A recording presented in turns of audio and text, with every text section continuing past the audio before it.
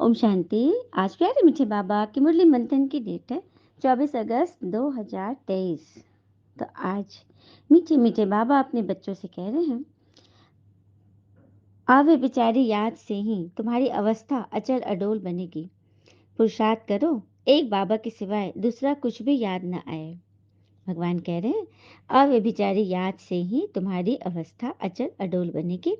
पुरुषार्थ करो, एक बाबा के सिवाय दूसरा कुछ भी याद न आए। तो अव्यभिचारी अर्थात एक की याद। प्रश्न है, शिव बाबा कौन सी सर्विस करते हैं और तुम बच्चों को क्या करना है? उत्तर, संगम पर शिव बाबा सभी आत्माओं को कब्र से निकालते हैं, अर्थात आत्माएं जो देहाभिमान में आकर पतित बन गई है, उन्हें पतित से पावन बनाने की सर्विस करनी है। तुम बच्चे भी बाबा के साथ साथ सबको शांति धाम और सुख धाम का रास्ता बताने के लिए लाइट हाउस बनते हो। तुम्हारी एक आंख में मुक्ति और दूसरी आंख में जीवन मुक्ति हो। तो क्या कहते हैं बाबा, सबसे बड़ी सर्विस किनकी है? शिव बाबा की। क्योंकि वो हमें आकर संगम पर आते हैं और हमें आत्माओं को, हम विकारों की कब्र में जो छोटी छोटी तक दबे हुए थे, भगवान आकर एक एक बच्चे को निकालते हैं। हम्म? सुखधाम का रास्ता बताते हैं, हमें लाइट हाउस बनाते हैं। तो हमारी एक आंख में मुक्ति है, मतलब एक आंख में शांति धाम और दूसरी आंख में जीवन मुक्ति, स्वर्ग सुखधाम। गीत है, किसने यह सब खेल रचाया? ओम शांति। यह वास्तव में भक्ति मार्ग का गीत है। कोई है जरूर जिसकी यह महिमा है। कोई तो है ना। देखो, साइंस वाले भी तो मानते हैं कोई एक शक्ति तो है जो पूरी सृष्टि को चला रही है। और बच्चे तो अच्छी तरह समझ सकते हैं कि वह बाबा ही है जो सब कुछ करते हैं। करण करावन हार जो है, सिख लोग भी बहुत महिमा गाते हैं, क्योंकि नया धर्म है और यह तो है बहुत पुराना धर्म। क्योंकि सिख बौद्ध धर्म तो नया धर्म हो गया ना। आदि सनातन देवता धर्म तो बहुत पुराना है। गाते हैं एक ओंकार। ओम का अर्थ भी बाबा ने बहुत अच्छी रीति समझाया है। वह तो बहुत लंबा चौड़ा अर्थ बता देते हैं। बाबा कहते हैं, मैं परमधाम का रहने वाला हूँ। मैं पुनर्जन्म में नहीं आता हूँ, तुम पुनर्जन्म में आते हो। बाबा बैठ सबको परिचय देते हैं। मैं बच्चों के सामने ही प्रत्यक्ष होता हूँ। इन्हों को समझाया है, मैं हूँ परमपिता परमात्मा, जिसको तुम आत्माएं भक्ति मार्ग में याद करते हो। आज बाबा अपने बारे में कितनी बातें बता रहे हैं ना। याद करते हो, कहते हो ओ गॉड फादर। उनकी महिमा भी है पतित पावन, रहमदिल, लिबरेटर। उनको गाइड भी कहते हैं। यह है पांडव सेना, अर्थात बाबा के बच्चे ब्रह्मा कुमार कुमारियां हैं पांडव सेना। पंडा मुक्ति जीवन मुक्ति की राह बताते हैं। दुनिया में जो पंडे होते हैं वो मुक्ति जीवन मुक्ति की राह बताते हैं। गाते भी हैं, नैया मेरे पार लगाओ। तो सबसे बड़ा पंडा कौन है? दुनिया वाले जो पंडित होते हैं वो तो तीर्थ का रास्ता बताते हैं, मूर्तियों का पता बताते हैं। लेकिन भगवान आकर मुक्ति जीवन मुक्ति का रास्ता बता देते हैं, परम धाम और सुखधाम का रास्ता बताते हैं। और उनके लिए तो गाते हैं ना, नैया मेरी पार लगाओ। परंतु परमात्मा को खेवैया भी कहते हैं ना। बरोबर, भगवान को खेवैया कहते हैं ना। बागवान भी कहते हैं, बगीचे का मालिक। कहते हैं, तुम कितने मस्त थे। सतयुग त्रेता में तुम बेपरवाह बादशाह थे। कितने वैभव थे। श्रीनाथ द्वारे में कितने वैभव खिलाते हैं।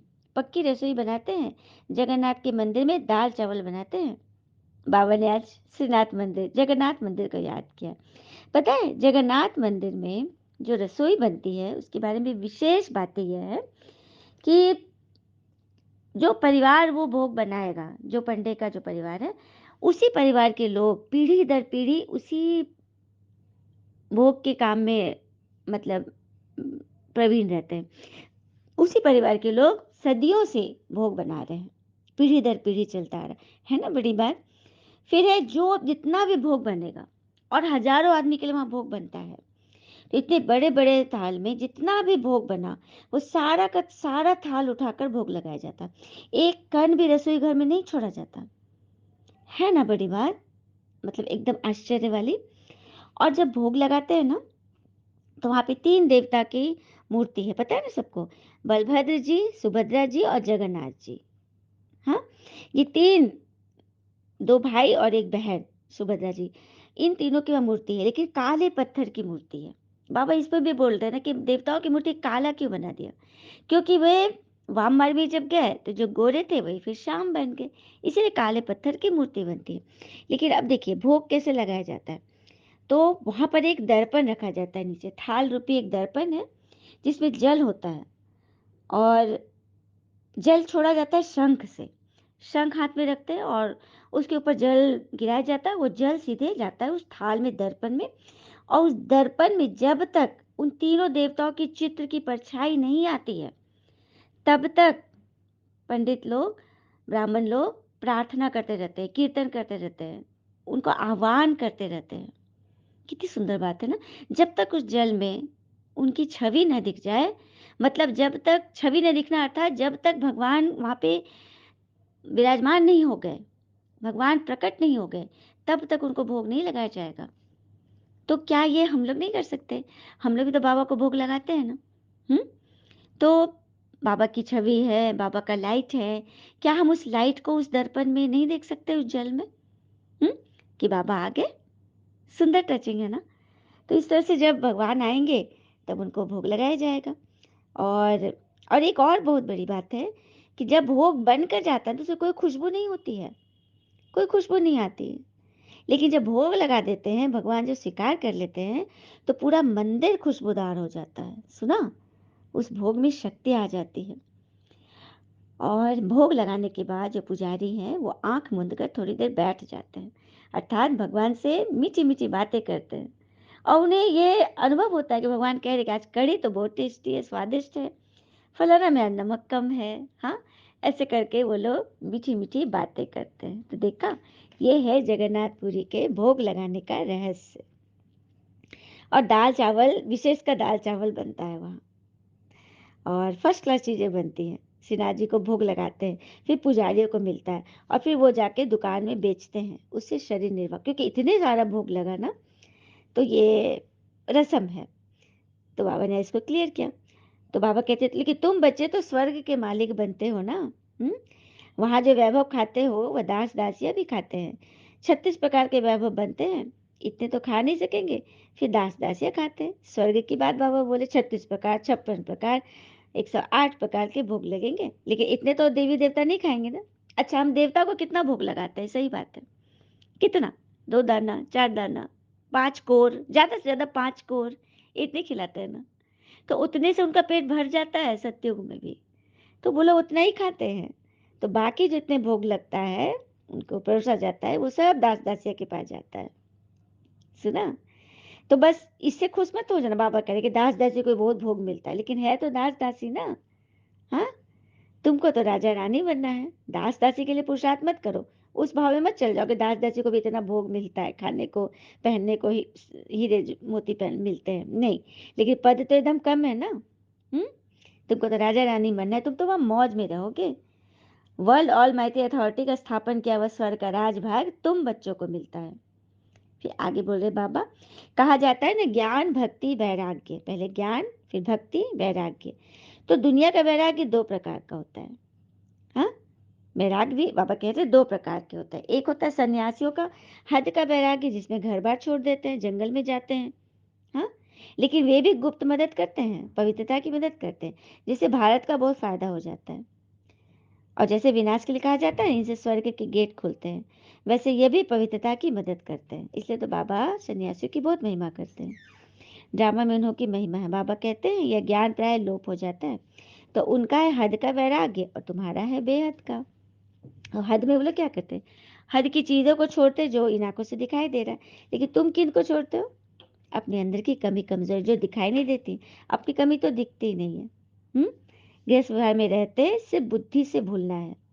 बुद्धि से सब कुछ भूल जाए, पुराना शरीर, पुरानी दुनिया, पुराने व्यवहार, सब भूलना है बुद्धि से।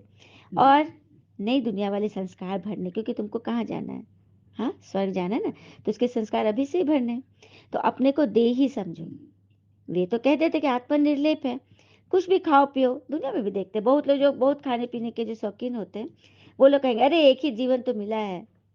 ये कितना बड़ा भूल है कि लोग समझते हैं कि मनुष्य जीवन सिर्फ एक ही बार मिला है, क्योंकि शास्त्रों में लिखा हो कि मनुष्य जीवन दुर्लभ जन्म है, अंतिम जन्म है।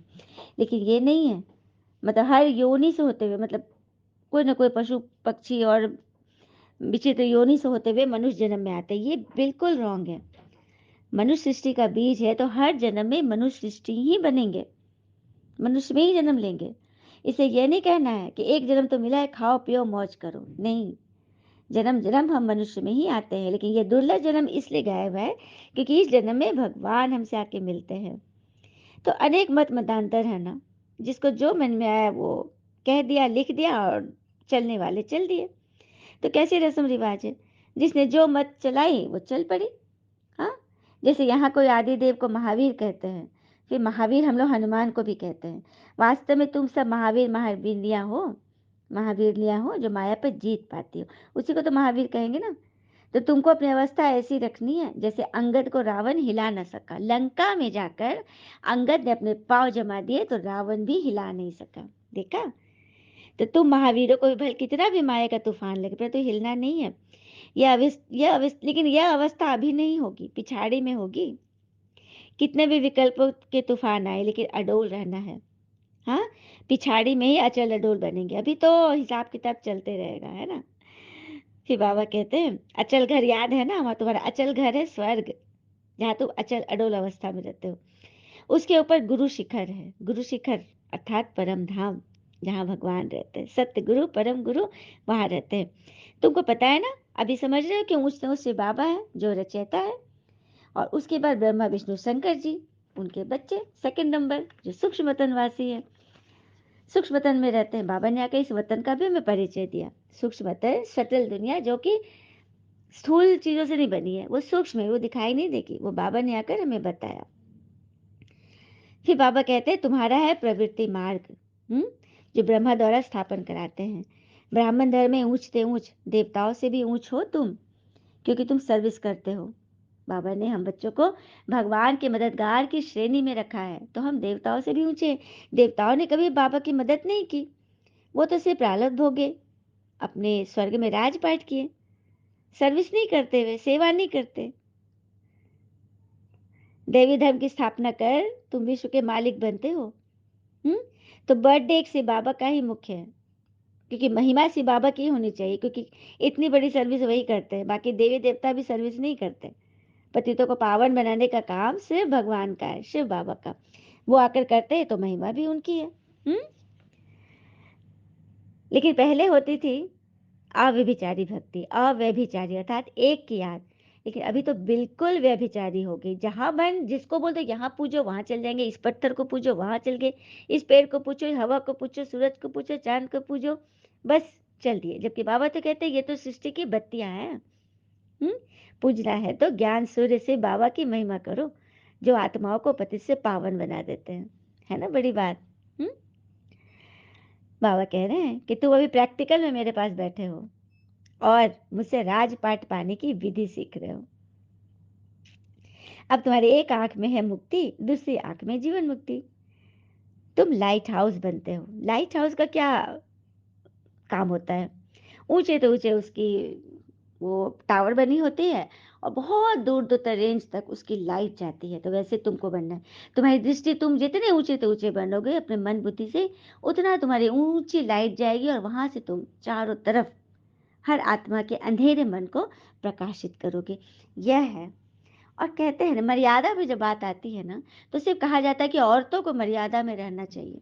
हाँ, मर्यादा की लकीर के अंदर औरतों का रहना चाहिए। अगर मर्यादा में रहने से औरत का सम्मान होता है, तो स्त्री का सम्मान करना यह पुरुष की मर्यादा है। समझे, ये दोनों कोई मर्यादा में रहे, तब चलेगी गृहस्थी की पवित्र गाड़ी। फिर बाबा ने कहा कि मैं इन शास्त्रों से नहीं मिलता हूँ। जब भक्ति पूरी होती है, गीता में साफ लिखा है, मैं जब तब कर्म कांडों से नहीं मिलता हूँ।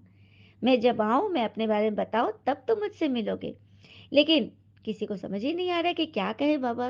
लेकिन ये पता है कि भगवान आएंगे, भक्ति के फल भगवान आएंगे, जरूर आएंगे, लेकिन कब आएंगे, कैसे आएंगे, किस लिए आएंगे, किससे मिलेंगे, यह नहीं पता है। इसलिए तो बाबा कहते हैं सर्विस करो, मेरे बारे में सबको बताओ कि मैं इन वेद शास्त्रों से नहीं मिलता हूँ। जब भक्ति पूरी होती हो तब मैं आता हूँ। ज्ञान है दिन और भक्ति है रात। रात में अंधेरे में हम भटक जाते हैं। और एक चीज समझते हैं, कोई जब कोई बहुत जन्मांध है, जो अंधा है, जो लाठी लेकर चलता है, लेकिन जैसे उसकी आंखें बनती है, सबसे पहले क्या करता है, लाठी फेंक देता है, अपना सहारा वो फेंक देता है, जिसने उसको जीवन भर सहारा दिया। ऐसा होता है ना।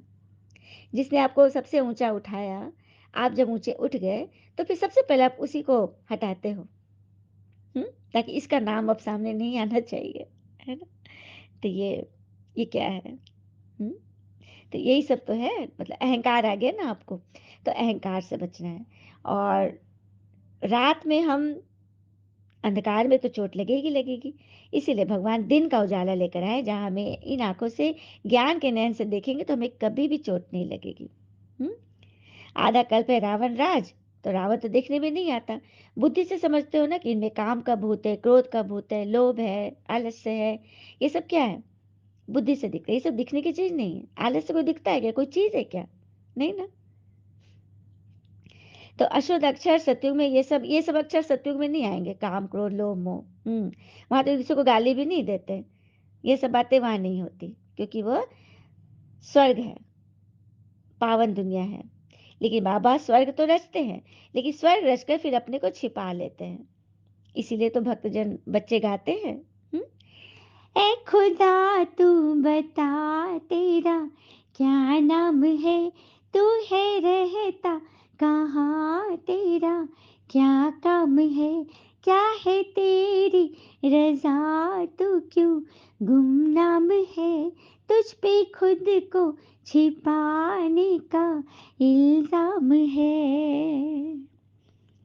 तो बाबा सब कुछ रचकर अपने को छिपा लेते हैं, क्योंकि उनका पार्ट ही नहीं है, हुँ?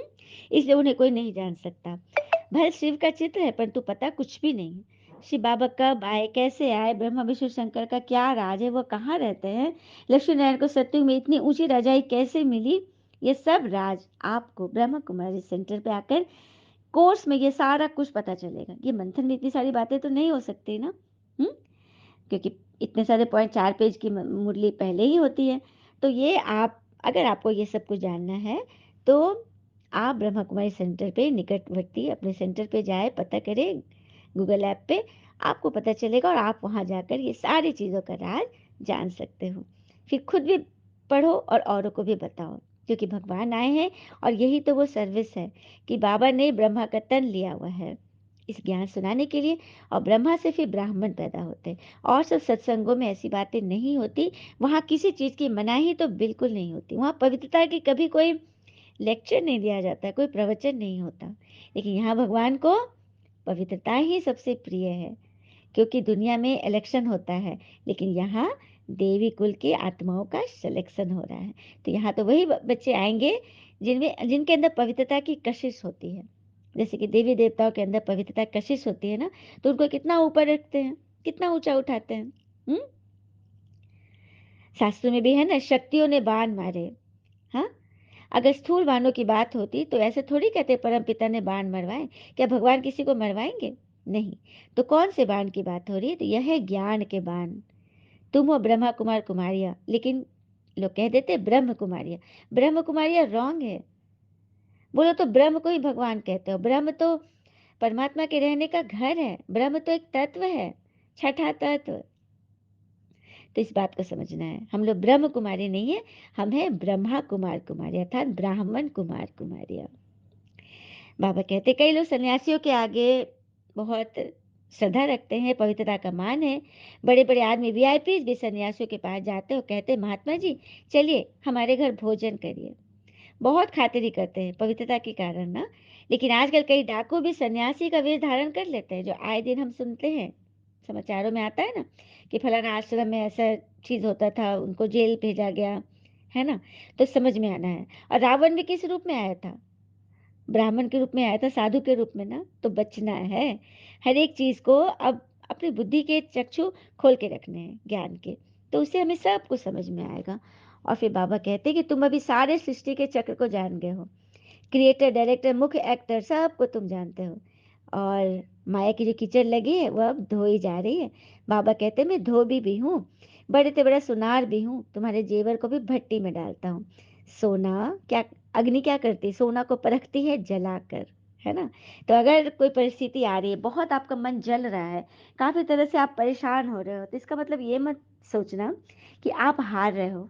आप जीतने के कगार पे खड़े हो, बस हिम्मत मत हारना और ध्यान देना न छोड़ना। क्योंकि कहते हैं ना, आप जिस पर ध्यान देना छोड़ दोगे उसका नष्ट होना स्वाभाविक है। फिर चाहे वो स्वास्थ्य हो, धन हो, संगत हो, व्यापार हो या कोई रिश्ता हो। ध्यान दीजिए उस पर अटेंशन रखिए, है ना? उसको भी चलाना है, उसको भी लेके चलना है। यदि परिवार पर ध्यान नहीं रखेंगे, हम सिर्फ़ अपने बारे में सोचेंगे कि अरे कोई ज्ञान नहीं सुनता, तो हम क्यों उनके पीछे रहें? लेकिन मन से शुभ भावना तो रखनी है और यह कभी नहीं सोचना कि ये लोग तो कुछ नहीं सुनेंगे, सब सुनेंगे लेकिन आप पहले बनकर तो दिखाओ। पहले आप तो कंचन बन जाओ। हुँ? तुम सच्चा जेवर बन जाएँगे, हाँ? तभी तो सभी का बेड़ा पार करेंगे क्योंकि तुम अभी रावण की जेल में हो। जेल से छुड़ाने के लिए वकालत सिखलाते हो, तो अपने को कैसे छुड़ाओ, कैसे छुड़ाना? ये विधि बाबा बताते हैं ना। हुँ? बाबा कहते तुम कन्याएँ बहुत भाग्यशाली हो, जो अपना फर्ज पालन करती हो। हुँ? तुम कितनों का कल्याण करी। कहते हैं ना कन्याएँ मतलब 21 कुल का उद्धार करती हैं। अच्छा, मीठे-मीठे बच्चों प्रति भगवान की नमस्ते। हम बच्चों के भी प्यारे बाबा को नमस्ते। धारणा के लिए मुख्य सार पहले पॉइंट, बाबा से अच्छी रीति पढ़कर औरों को पढ़ाना है। लाइट हाउस बन सबको मुक्ति जीवन मुक्ति की राह दिखानी है। दूसरी पॉइंट, एक बाबा की अव्यभिचारी याद से अपनी अवस्था एक रस अचल अडोल बनानी है, महावीर बनना है। एक बाबा की अव्यभिचारी याद से अपनी अवस्था एक रस अचल अडोल बनानी है, महावीर बनना है। वरदान, अलौकिक रीति के लेन देन द्वारा सदा विशेषता संपन्न बनने वाले फ्राक दिल भव। अलौकिक रीति के लेन देन द्वारा सदा विशेषता संपन्न बनने वाले फ्राक दिल बनते हैं। जैसे किसी मेले में जाते हो तो पैसा देते हो और कोई चीज़ ले लेते हो, लेने से पहले देना होता है ना। तो इस रूहानी मेले में भी बाबा से अथवा एक दो से कुछ न कुछ लेते हो अर्थात स्वयं में धारण करते हो। तो सबसे पहले अपनी गुण व विशेषताएं दो, तो साधारणता खत्म हो जाएगी। गुण को धारण करने से कमजोरी स्वतः समाप्त हो जाती है। तो यही देना हो गया। हुँ? हर सेकंड ऐसे लेन देन करने में फ्राक दिल बनो तो विशेषताओं से संपन्न बन जाएंगे। सुना? तो अलौकिक रीति की लेन देन अर्थात गुणों की विशेषताओं की लेन देन करो तो विशेषता संपन्न बनने वाले फ्राक दिल बड़ा दिल वाले बन जाते हैं। स्लोगन, अपनी विशेषताओं का प्रयोग करो तो हर कदम में प्रगति का अनुभव होगा। अपनी विशेषताओं का प्रयोग करो तो हर कदम में प्रगति का अनुभव होगा। नहीं तो कहते हैं ना, भावुक लोग संबंध को संभालते हैं, प्रैक्टिकल लोग संबंध का फायदा उठाते हैं और प्रोफेशनल लोग फायदा देख कर ही संबंध बनाते हैं। तो ये तो लोकाचार है, दुनिया में ऐसा हो रहा है। लेकिन हमें तो अपनी विशेषताओं का अधिक से अधिक प्रयोग करना है और हर कदम में प्रगति का अनुभव करना है। अच्छा, अब हम सभी अव्यक्त इशारे सुनते हैं। यदि पवित्रता नंबर वन तो प्राप्ति भी नंबर वन। पवित्रता की चमक स्वतः चेहरे और चलन से दिखाई देगी। नेचुरल ब्रह्मा बाबा के कदम एकदम पवित्र थे। साधना अर्थात निरंतर बाबा के साथ याद में समाया हुआ। हमारी साधना कैसी है होनी चाहिए? जो निरंतर बाबा के साथ, जैसे शिवलिंग पर जल की लोटनी से टप टप जल की बूंदें गिरती है ना, उस तरह से हमारी साधना, हमारी याद हो। जो हम याद में याद करने वाले नहीं, हम याद में रहने वाले बन जाओ। मन बुद्धि शरीर व दिल एक बाबा के साथ हो, यही है यथार्थ साधना। अच्छा, ओम शांति। शुक्र मुझे बाबा व बाबा के प्यारे प्यारे बच्चे, आप सबका जीवन सदैव शुभ हो। ओम शांति।